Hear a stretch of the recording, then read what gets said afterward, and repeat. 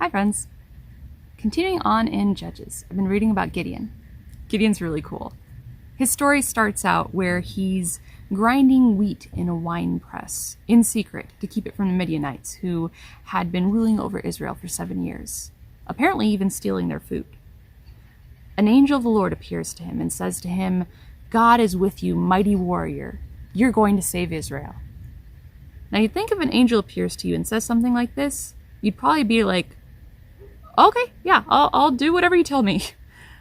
But Gideon ends up needing a lot of reassurance. He questions why he's the one being chosen and why God allowed this to happen in the first place. In Judges 6:14, it says, "The Lord turned to him and said, 'Go in the strength that you have and save Israel out of Midian's hand. Am I not sending you?'" This is God's reply to Gideon when he asks why Israel was oppressed and no longer saw miracles like in the days of Moses. So several things stand out here. Gideon is called a mighty warrior before he's even done anything.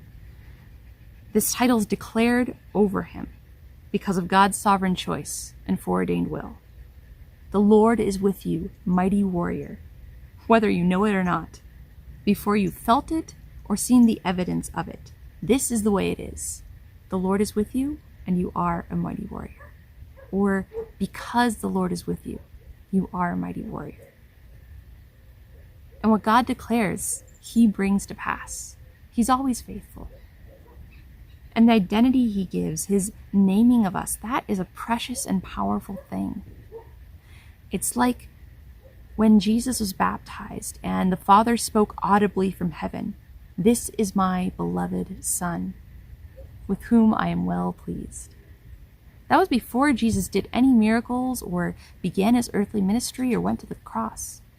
The Father was declaring this over him. "This is my Son who I love, and I'm already pleased with him." What God declares over us and what he calls us has power. Secondly, this response seems to anticipate Gideon's objections. He starts to say, well, I'm too lowly. I'm the least of my family's house, and we're the smallest clan. Like, are you sure I'm the guy? It's pretty similar to when God called Moses out of the burning bush and sent him to save Israel. Moses had very similar objections, and God in the same way just answered him very patiently. I think that very humility put him in a position where his confidence could be built on the assurance God gives, rather than on his own strength. Okay, thirdly, I love that God tells Gideon, "Go in the strength that you have and save Israel." Kind of like, oh, I know you're not nearly strong enough to accomplish this incredible thing I'm telling you to do, but you're going to do it anyway, because I am sending you. God knows Gideon will make objections. God knows Gideon is not strong enough to accomplish what he's asking.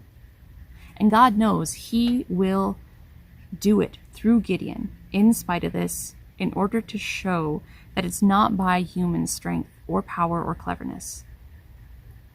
But God tells him, go in the strength that you have. It sounds like he's implicitly acknowledging that that strength is very small. But even so, he's commanded to use it, to direct his efforts toward the nearly impossible aim that God has called him to. See, here God does not say, you're too weak. Just sit back, relax, I've got this.